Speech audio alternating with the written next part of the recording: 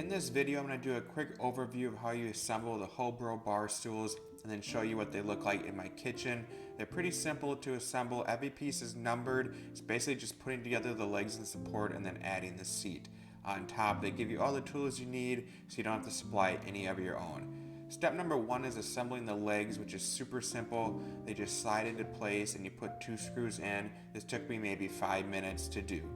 Now on to step number 2, which is connecting the support beams. There's 2 on the bottom and 2 on the top with 4 screws, and this took me about 10 minutes to complete both of them. And now on to the final piece, which is just putting the seat on. This is the easiest part. You just put in 4 screws and you're good to go.